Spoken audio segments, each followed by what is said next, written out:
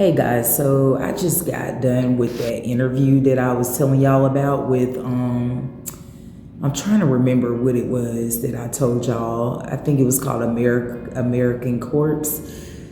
I see exactly when I had did some research. It wasn't really an interview. It was like a 15-minute like get to know you call. So basically, she was saying it's 2 interviews involved, and she basically was like, you have to pay for your own way to get to the location. So like if you're out of state in another state, you basically have to pay everything, all your relocation fees to get over there. So you would have to be a person that don't have much and just a car. So you got to have your own transportation, your own everything, and then you would be reimbursed.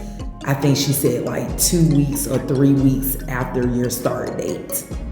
And she was like, it's a guarantee. She was like, because we want to make sure that you're serious about this. We're not going to give you money to come here. And it was just the way she said it. It was almost like stereotyping. And it also came off kind of biased. It came off a little dismissive. I also didn't like her attitude. Like it was a little off.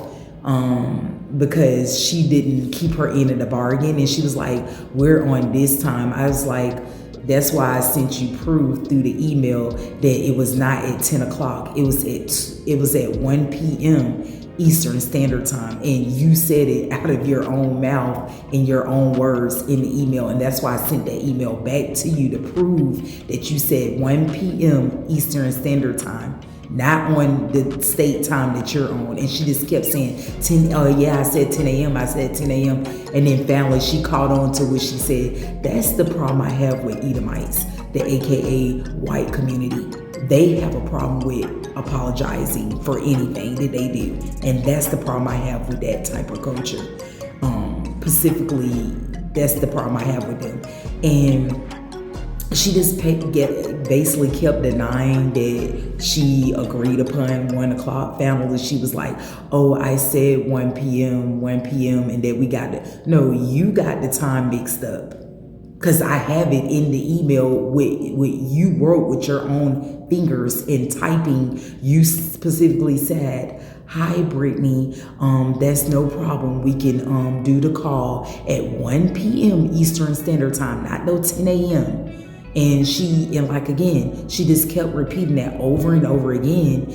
And finally, she caught herself and was like, oh, I said 1 p.m. And I'm still saying, and you still not acknowledging that you were wrong.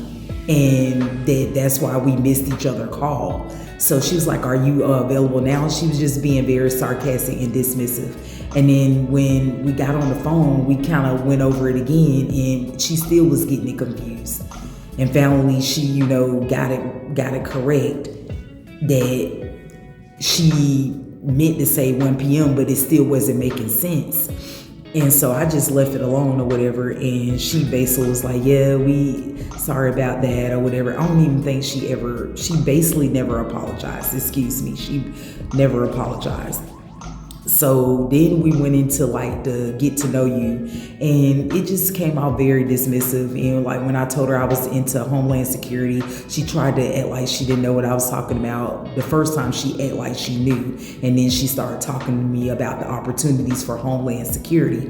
But then the second time I said something, she acted like she didn't know what I was talking about. And I said, well, I'm confused about what I applied for. She said, well, you apply for anything open, meaning we tell you what we'll need. So I was just like, the reason why I'm talking to y'all about this is because when I was looking on YouTube, I saw another so-called a person of color, my people, they were telling me that they work for Americorps, and they were commenting on another girl's page that's also of my ethnicity, and they were saying that you got to be careful traveling as a melanated person because they're racist, they single us out, and it's always their culture that is really more in this type of field and industry, and that they mishandle us. They don't treat us fairly and treat us right. And that's the attitude I was feeling from that phone call. Like I can literally feel that energy. And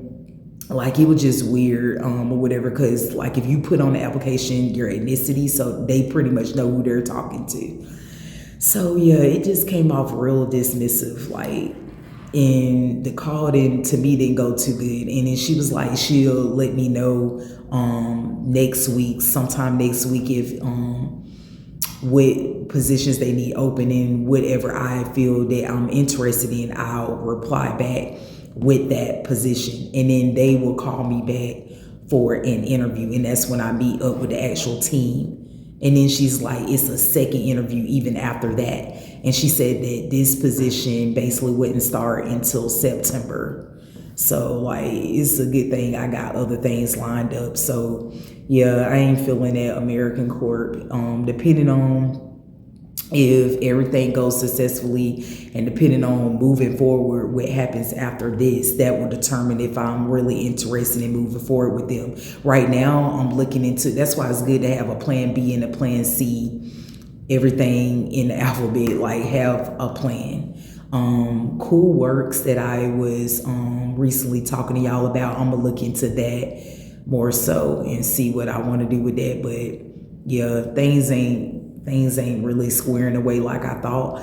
So if that doesn't go good, I'm just gonna be saving up and also trying to get money for my fundraiser so I can buy a towing vehicle for my RV. And I'm just gonna travel and just, go that route if plan A and plan C don't work. So yeah, that was the update on the interview. I mean, not the interview, but the get to know you phone call. Yeah, I wasn't feeling it too much, but we'll see moving forward.